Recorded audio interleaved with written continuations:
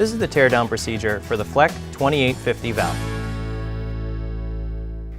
On this side, we have our designer cover and mechanical controller.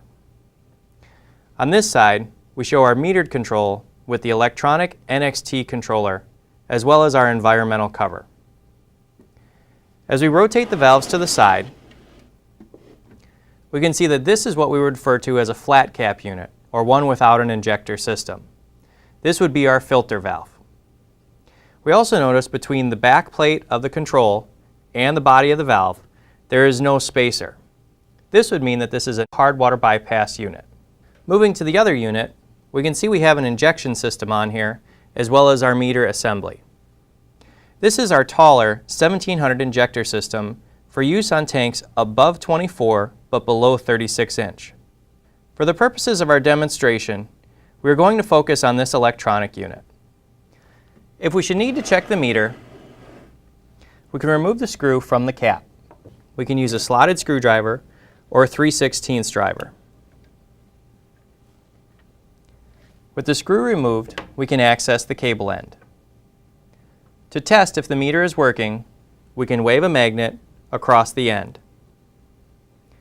This should register flow on the front of the controller. If it registers flow, the cable and the control are working properly. So we could remove the cap to make sure there is no dirt or debris holding the impeller. If it does not register flow, we would want to check all the connections between the cable and the control. Moving to the meter, we can see on the back of the valve there's a connector that goes from the valve body to the union to the meter. To remove the meter, we loosen the nut at the union. Once this is removed, we can see there is an O-ring that seals between the meter and the connector. Inside the meter assembly, you will find the flow straightener. This redirects flow of water to the center of the paddle inside the meter assembly. We can then unthread the connector from the valve body. As we move to the front of the valve, we can see our environmental cover is held on with a screw. Using either a 7/16 driver or a slotted screwdriver, we loosen the screw. We can then rotate the cover out of the way.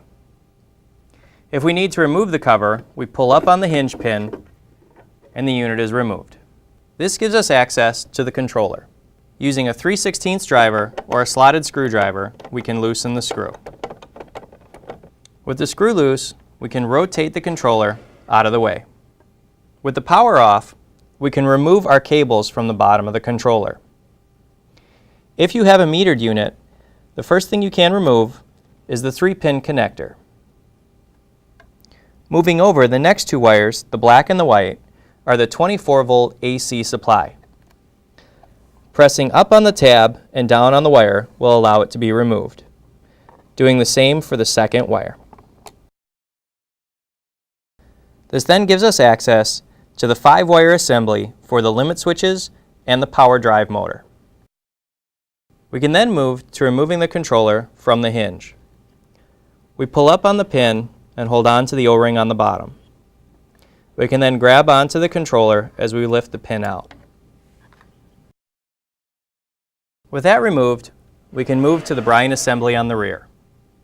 This particular assembly has the injector in the top, followed down by a J-tube to our brine valve. To remove, we begin by loosening the two nuts that hold the J-tube between the injector housing and the brine valve. Loosen the brass nuts with a 13/16 wrench and the plastic nuts with a 15/16 wrench. Once the nuts are loose, you can pull the J-tube to the rear of the unit.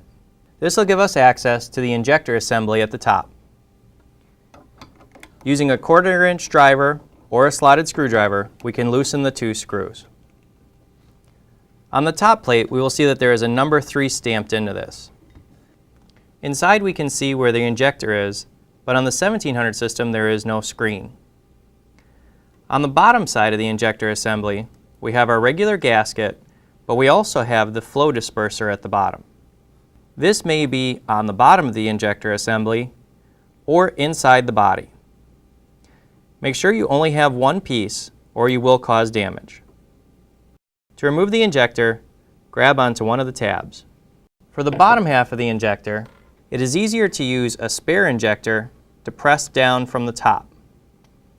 This will allow you to pull the injector out of the bottom half without causing any damage to the orifice. If we should need to replace the injector, we want to make sure that we match the color and material. Both the 16 and 1700 have different colors for different flow capacities as well as tank diameters. We want to make sure that if we do a replacement, we use the same color and material. You can also choose to order the injector as an assembly.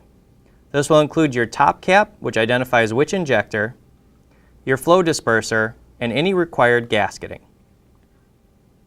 Once we have our injector assembly out, we can then move over to our brine valve. For the 1710 assembly, we will use a 7/8 wrench in order to loosen the nut.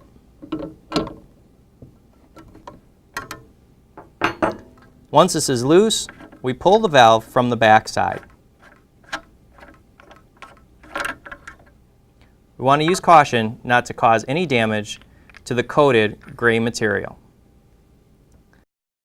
This particular brine valve is a 1710 and is a 1 gallon per minute refill flow control. If we should need to replace it, we want to match that brine line flow control. If we cannot match it, such as this unit that is a 3 gallon per minute, we would need to change the brine refill cycle. With the 1700 system, we also have the 1700 brass valves. Either one can be used, just making sure we match our brine line flow control. If you are using a 24-inch or smaller diameter tank, you would use either the 1600 or the 1650 brine valve. These would be coupled with the 1600 injector assembly. The 1600 assembly is easy to identify as the throat and nozzle assembly thread in, compared to the 1700 where they press in. You can also choose to replace the injector assembly as an assembled part. This side shows our plastic assembly. This side shows our hot water brass assembly. Both of them you can see have the number 2 stamped into the top to tell you which pressure of operation and which tank size they are for. If you should have a filter assembly, you will have the cap, gasket, and 2 screws. On the drive assembly, we can see we have 2 limit switches. The red limit switch that's closer to the drive assembly is our homing switch. The white limit switch is our position switch. Between the 2 switches, it communicates between the drive assembly and the controller for what position the piston is in. These limit switches ride on the blue cam that is below. If we follow the blue cam over, we can see there is a link that goes between the piston shaft and the drive assembly. If we should need to separate these, we pull the pin that goes between the piston and the drive link. Once this is removed, we can remove the 2 screws that hold the drive assembly and back plate to the valve. Using either a 7/16 nut driver, ratchet, or slotted screwdriver, we loosen these screws. While loosening, we want to use care to not damage any of the gray coating that is on the piston shaft. Once the screws are off, we can remove the drive assembly and clear the back plate. We now have access to the piston assembly. Bringing our drive pin link back into the piston shaft, we can pull forward to remove the piston. Once the piston is removed, we have access to remove the seals and spacers. Using a hook tool for the seals, we can pull them out.